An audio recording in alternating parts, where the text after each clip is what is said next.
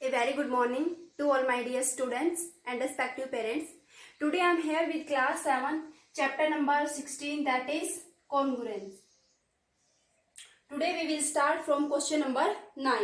Question number 9 is two triangles are given ABC and BDC. This side BD is equal to AC given. BD and AC are equal.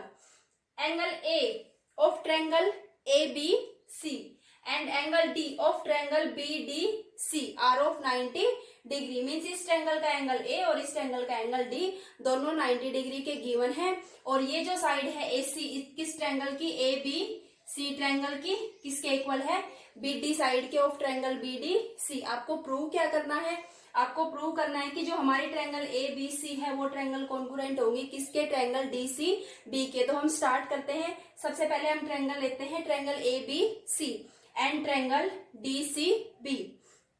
इन दोनों triangles के अंदर हम क्या देखते हैं, ये जो ट्रायंगल है ABC इसके अंदर क्या दिया हुआ है, ये एंगल A कितने डिग्री का, 90 डिग्री का. एंगल BAC इक्वल्स टू इस ट्रायंगल में कौन सा angle, D. Angle BDC each of 90 degree given. Reason क्या हो जाएगा हमारा, गिवन. दूसरा क्या है, अब हम इन दोनों ट्रायंगल्स को अगर ध्यान से देखते हैं तो दो ही चीजें दी हुई है. तीसरी चीज हमें खुद से देखनी है, क्योंकि अगर 3 पार्ट्स इक्वल होंगे तभी दोनों ट्रायंगल क्या होगी, आपस में कॉन्ग्रुएंट होंगी. तो एक तो साइड इक्वल दी हुई है, दूसरा एंगल 90 डिग्री का दिया हुआ है. तीसरी चीज हम क्या देखते हैं कि दोनों ट्रायंगल के अंदर क्या है, जो BC साइड है वो क्या है, कॉमन है. दोनों ही ट्रायंगल में आ रही है BC. तो यहाँ से हम क्या सकते हैं, BC equals to BC by common side. Clear. तीसरी हमारे पास क्या है, साइड इक्वल दी हुई है. कौन सी, इस ट्रायंगल ABC की तो AC साइड और इस ट्रायंगल की BD साइड. क्या है, दोनों साइड इक्वल है बाय दिया हुआ है गिवन. अब तीनों चीजें इक्वल हो गई तो हम कह सकते हैं कि हमारी ये ट्रायंगल ABC कॉन्ग्रुएंट होंगी किसके, DCB के. कौन सी प्रॉपर्टी से, कौन से रूल से होगी, राइट एंगल, उसके सामने क्या H हाइपोटेन्यूज और तीसरी चीज क्या, साइड RHS. तो ये दोनों ट्रायंगल किससे कॉन्ग्रुएंट होंगी, by RHS congruent rule. Okay, these two triangles are congruent by RHS, right angle, hypotenuse और one side. This question is complete. Question number 10. Question number 10 में आपको गिवन क्या है, जो AB साइड है वो किसके इक्वल है, AC के. AB साइड किसके इक्वल है, AC के.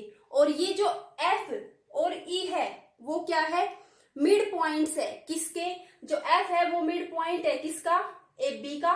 और जो E पॉइंट है वो मिड पॉइंट है किसका, AC का. अगर हम यहाँ पे इसको डिवाइड कर दे AB को 2 से और इसको AC को भी 2 से, क्यों, क्योंकि हमारे पास ये क्या दिए हुए, मिड पॉइंट दिए हुए. मीन्स अगर ये इसका मिड पॉइंट है तो ये पार्ट और ये पार्ट क्या होनी चाहिए, आपस में इक्वल होनी चाहिए. मिड है ये इसके बीच में है तो ये वाला पार्ट और ये वाला पार्ट क्या होगा, इक्वल. तो यहाँ से हम कह सकते हैं BF और ये EC, जो BF है वो किसके इक्वल हो जाएगा, ये BFCE या EC के. ठीक है, क्योंकि ये पूरी साइड इस पूरी साइड के इक्वल है और ये इनके मिड पॉइंट है, मतलब इनके बीच में है. तो दोनों साइड क्या बचेंगे, इक्वल पार्ट्स. और दूसरी चीज हमारे पास क्या दी हुई है, ये जो BC साइड है दिख रहा है यहाँ पे सबको कॉमन है. हमें प्रूव क्या करना है, इनके अंदर हमें ये प्रूव करना है कि जो ये ट्रायंगल है इसकी ये FC BCF, इस ट्रायंगल की कौन सी साइड, ये FC. और इस ट्रायंगल की BCE, ये BE is equal to CF. Means इस ट्रायंगल की ये BE और इस ट्रायंगल की कौन सी साइड, CF. इन दोनों साइड्स को हमें क्या करना है, इक्वल प्रूव करना है. अब आपको बताया जा चुका है कि अगर कोई भी दो ट्रायंगल आपस में कॉन्ग्रुएंट है तो उनके कोरस्पॉन्डिंग पार्ट्स क्या होंगे, इक्वल होंगे.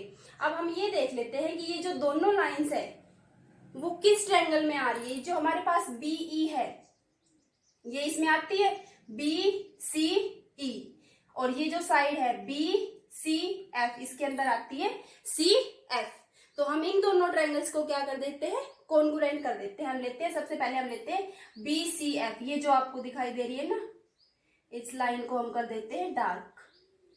अब हमें ये ट्रायंगल क्लियर दिखाई दे रही है BCF, और इसी ये साइड CBE, CBE। बस हम इसको ए वर्टेक्स को छोड़ देते हैं, इन दोनों ट्रायंगल्स को हम देखते हैं। ठीक है, तो हमने क्या कहा, इस ट्रायंगल में BF ये जो साइड है ये किसके इक्वल है, CE के। यहाँ पे हमने अभी प्रूव किया BF किसके इक्वल है, CE के। वाई, क्योंकि जो AB है वो किसके इक्वल है, AC के, और उनके मिड पॉइंट गिवन है, तो मीन्स उसके हाफ भी क्या होंगे, इक्वल होंगे। दूसरा हम क्या कह सकते हैं, अगर कोई भी साइड इक्वल है, ठीक है, एक ही ट्रायंगल के अंदर अगर उसकी 2 साइड्स इक्वल है तो उन साइड्स के अपोजिट एंगल्स भी इक्वल होंगे। कोई भी ट्रायंगल गिवन है, जैसे ये ट्रायंगल है, इसकी ये साइड और ये साइड क्या है, इक्वल है।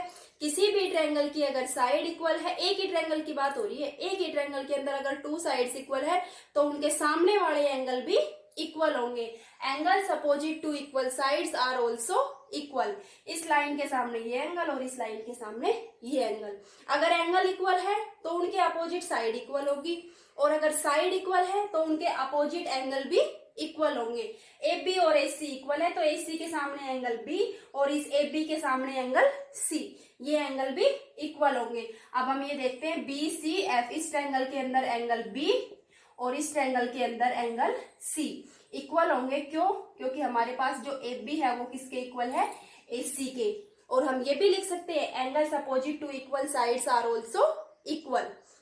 ओके, अब थर्ड चीज हमारे पास क्या है, यहाँ से देखिए, ध्यान से, BC से B मीन्स जो BC साइड है, ये साइड दोनों ही ट्रायंगल का क्या है, बेस है, इसी के ऊपर दोनों ट्रायंगल बनी हुई है। मीन्स जो BC साइड है वो कॉमन साइड है, दोनों ही ट्रायंगल के अंदर आती है, कॉमन साइड। तो अब ये दोनों ट्रायंगल क्या हो गई, कॉन्ग्रुएंट हो गई, साइड एंगल साइड।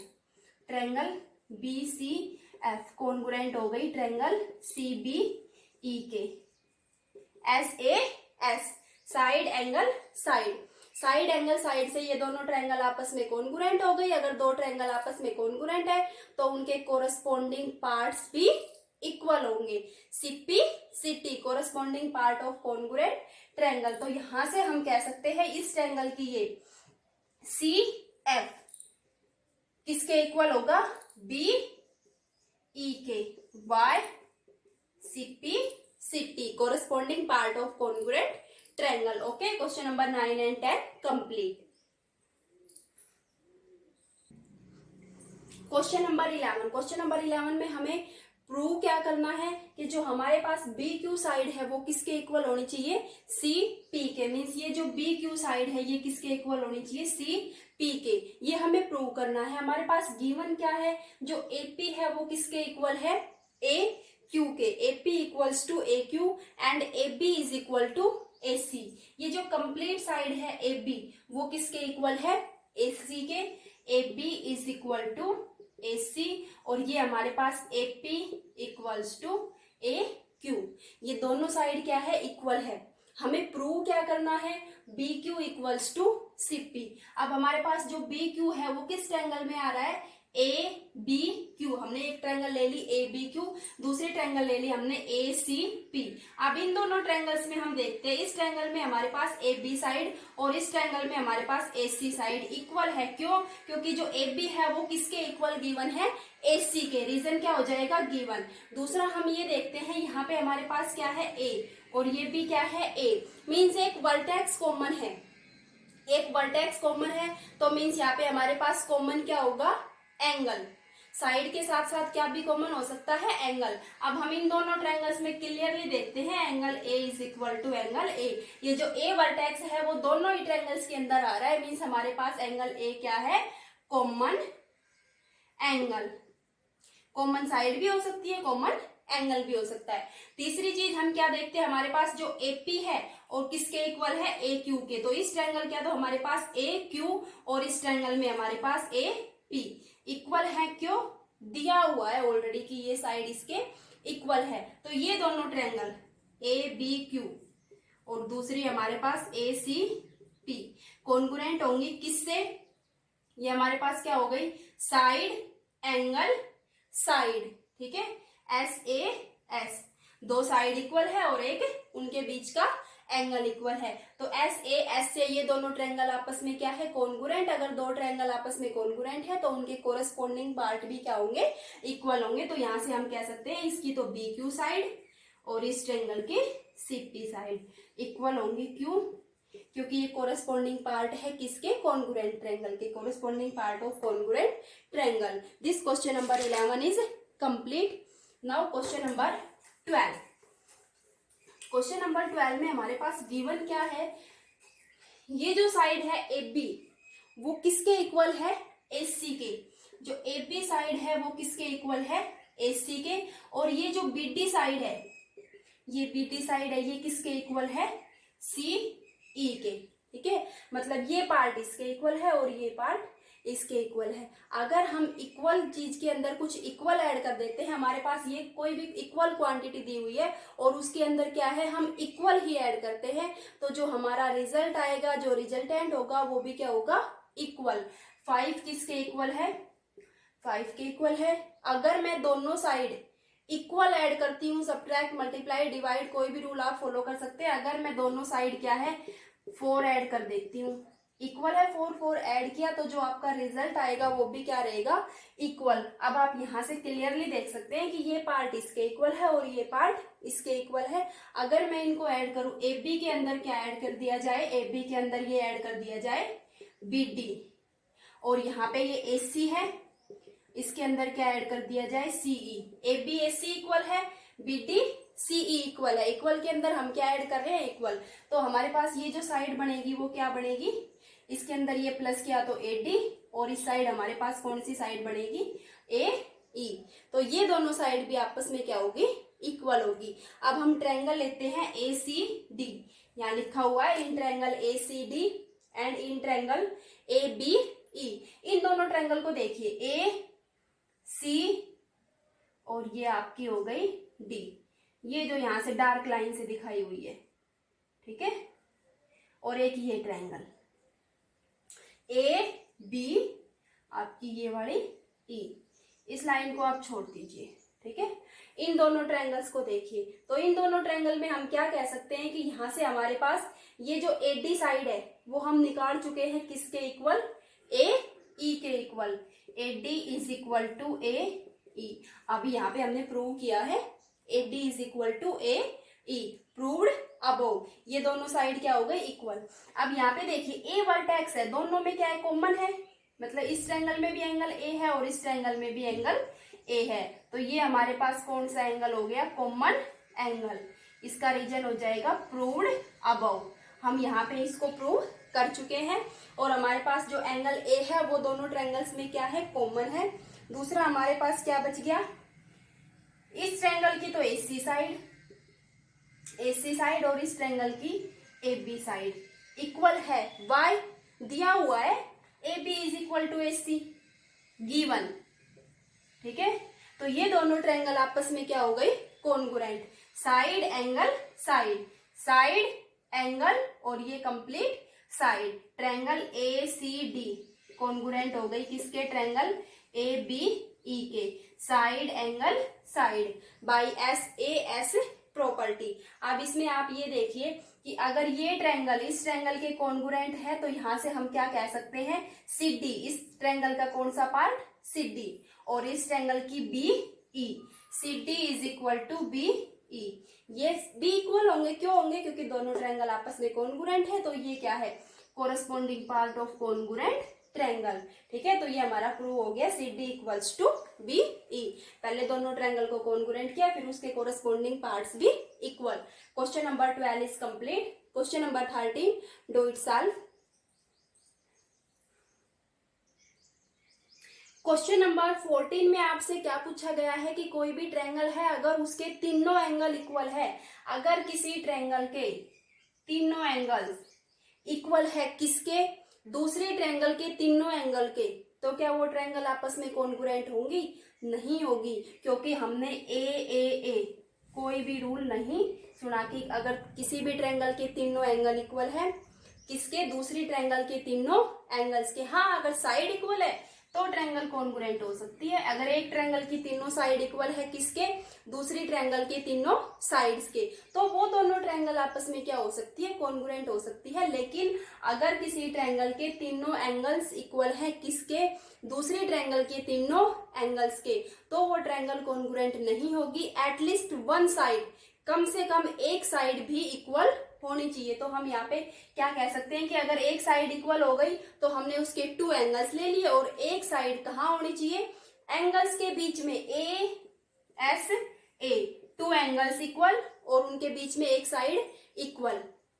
ठीक है, तो कोई भी ट्रायंगल कॉन्ग्रुएंट हो जाएगी। अगर उसके तीनों एंगल इक्वल है तो नहीं, अगर उसके तीनों एंगल्स इक्वल होने के साथ साथ एक साइड भी इंक्लूड है एंगल्स में। ठीक है, तो यहाँ पे हम लिख सकते हैं two triangles are congruent if equal angles of the first triangle are corresponding equal to another triangle, include one side, two angles and one side। अब आपके पास क्वेश्चन नंबर 15 में क्या है? अगर कोई भी टू ट्रायंगल्स है, if the two sides include an angle of triangle are equal to the corresponding two sides and one angle. अगर एक ट्रायंगल है उसकी टू साइड्स इक्वल है corresponding sides of another triangle, और उनके बीच में क्या होना चाहिए? एक एंगल। यहाँ पे हमने क्या बोला? ए एस ए, और यहाँ पे S A S, means two sides, और क्या इंक्लूड होना चाहिए इनके बीच में? एक एंगल।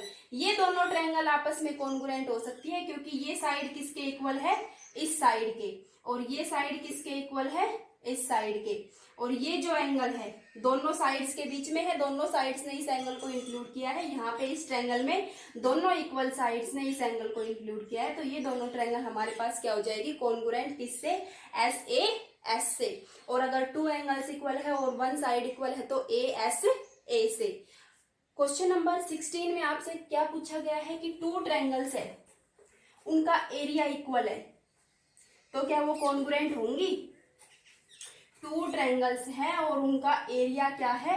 इक्वल है, तो क्या वो कॉन्ग्रुएंट होंगी? नहीं, कोई जरूरी नहीं है कि अगर दो ट्रायंगल का एरिया इक्वल हो तो वो कॉन्ग्रुएंट हो। जैसे हम एग्जांपल लेते हैं किसका? राइट एंगल ट्रायंगल का। ये ट्रायंगल ली हमने,